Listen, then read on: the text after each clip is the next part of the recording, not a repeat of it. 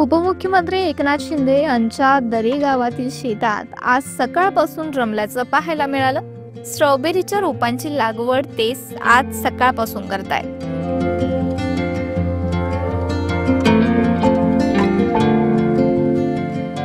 2 दिवसांच्या सातारा दौऱ्यावर ते आले आहे। काल साताऱ्यातील सभेनंतर ते दरेगावी मुक्कामी होते। आज सकाळपासूनच ते शेतात रमल्याचं पाहायला मिळालं। साहेब, आज तुम्ही स्ट्रॉबेरीच्या रोपांची लागवड केल्याचं पाहायला मिळालं। तुम्ही महाराष्ट्रभर फिरता, मात्र या ठिकाणी तुमचं मन खूप रमतं, काय सांगाल एकूणच? म्हणून काल मी इथं आल्यानंतर साताऱ्याचा दौरा देखील केला, आढावा बैठक देखील घेतली। आपण सगळेजण होतात तिथे, शिवसेनेचा मेळावा घेतला पदाधिकाऱ्यांचा, आणि पुन्हा इथं आलो। आणि आता मी इथं जेव्हा जेव्हा गावी येतो तेव्हा प्लॅन्टेशन मोठ्या प्रमाणावर करतो। आता आज हे आपण जवळपास 3000 स्ट्रॉबेरीची रोपं लावलेली आहेत। स्ट्रॉबेरीची 3000 झाडं या ठिकाणी लागली आहेत, आणि त्यामुळे आवाकाडूची देखील आता लागवड या ठिकाणी झाली आहे। कालही लावली, आताही आवाकाडू देखील इथं लावला जाईल। त्यामुळे आमच्या गावात आल्यानंतर ते आपोआप माझे पाय आणि हात जमिनीकडे वळतात। आणि आमच्या सर्व लोकांना माहीत आहे की मी आल्यानंतर वृक्षारोपण हा माझा आवडीचा विषय आहे। कारण शेवटी जेवढी तुम्ही झाडं लावाल तेवढं आपल्याला पर्यावरणाचा जो काही आज आपण पाहतो आहे, क्लायमेट चेंज, ग्लोबल वॉर्मिंग, ह्या सगळ्या गोष्टी ज्या आहेत ह्या पर्यावरणाशी निगडीत आहेत। आणि म्हणून मी आमच्या गावकऱ्यांना देखील आवाहन करत असतो की जेवढी काही झाडं आपल्याला लावता येतील तेवढी झाडं आपण लावली पाहिजे। मग या जमिनीमध्ये अगदी आंबा, काजू, फणस, चिक्कू, पेरू, स्ट्रॉबेरी, या ठिकाणी मलबेरी, ब्लूबेरी देखील याच्यामध्ये आपण पॉलीहाऊसमध्ये लावलेली आहे। त्यामुळे सगळ्या प्रकारच्या बेरीज या ठिकाणी त्याची लागवड होते। इवन इथं काजू होतात चांगल्या प्रकारचे।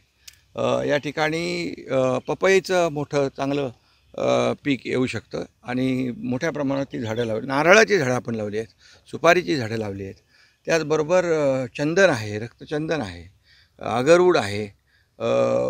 इवन आता सफरचंदाचं लागवड आम्ही केली, त्या सफरचंदाला देखील झाडांना फळं लागली, आता देखील फुलं त्याला येत आहेत। त्यामुळे या जमिनीमध्ये अगदी भाजीपाल्यापासून फळावळपासून अगदी भाताची लागवड, नाचणीची लागवड, गहू, सगळ्या प्रकारची शेती इथं होते। आणि ही आता आम्ही जी करतो आहे ती नैसर्गिक शेती आहे, इथं कुठलंही खत, केमिकल नाही आहे, ही सगळी ऑर्गॅनिक आहे।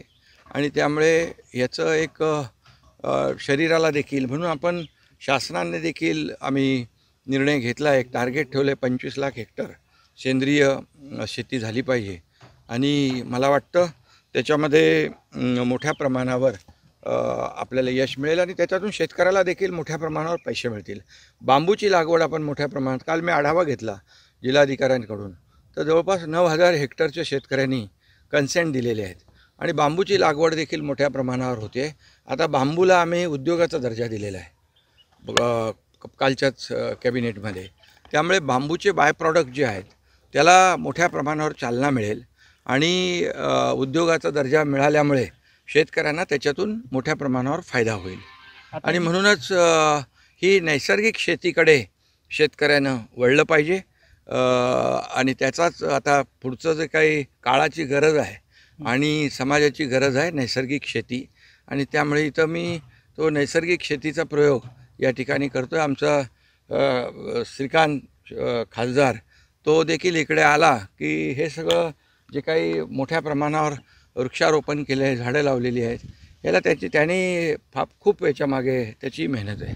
साहेब तुमच्या दरवेळी आता तुम्ही जी फळ लागवड करताय त्याच्यावर प्रक्रिया करण्याचं सुद्धा तुम्ही मगाशी बोलल्याप्रमाणे त्या ज्या फळं आहेत त्याच्यावर प्रक्रिया करून त्याचे उत्पादन सुद्धा इथं घ्यायचं तुमच्या डोक्यात असं ते मी काही लोकांशी चर्चा केली आहे। कारण शेवटी कसं इथून जे काही फळं आहेत किंवा शेतीचा माल आहे, जे शेतकरी पिकवून त्याला बाजारपेठेत पुणे, मुंबईकडे नेत असताना त्याचं ट्रान्सपोर्टेशन त्याला परवडत नाही, आणि त्यामुळे तो त्या शेतीकडे वळत नाही, आणि म्हणून जर का इथंच फिनिश प्रॉडक्ट केलं आपण, इथं त्याच्यावर प्रक्रिया केली तर व्हॅल्यू ॲडिशन होईल आणि शेतकऱ्यांना मोठ्या प्रमाणावर पैसे मिळतील. त्यामुळे शेतकरी त्या कडे वळेल.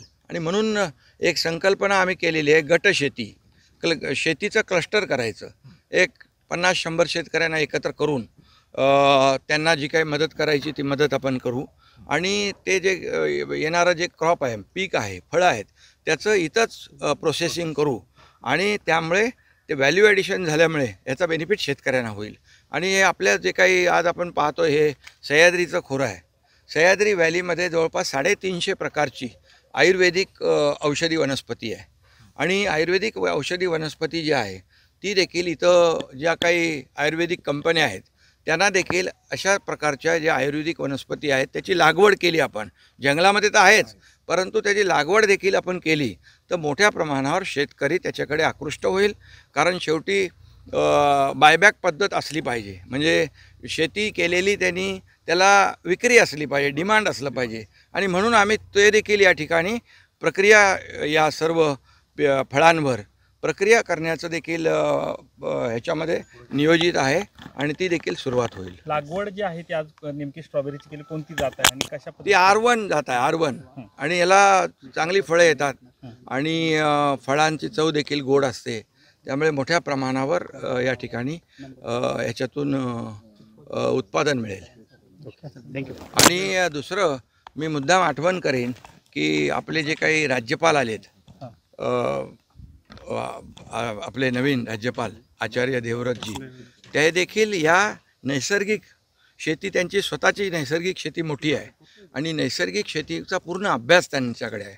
काही लोक म्हणतात नैसर्गिक शेतीचं उत्पादन कमी असतं, परंतु त्यांनी म्हटलेलं आहे की नैसर्गिक शेतीचं उत्पादन कमी होत नाही, उलट जास्त होतं. त्यामुळे त्यांचं देखील आमच्या सर्व जे शेतकरी आहेत त्यांना देखील मार्गदर्शन त्यांचं करू. स्वतः प्रधानमंत्री मोदी साहेब जेव्हा आले होते मुंबईत तेव्हा देखील त्यांनी देखील आम्हाला सुचवलं. मुख्यमंत्री होते, मी होतो, अजितदादा होते आणि राज्यपाल देखील होते.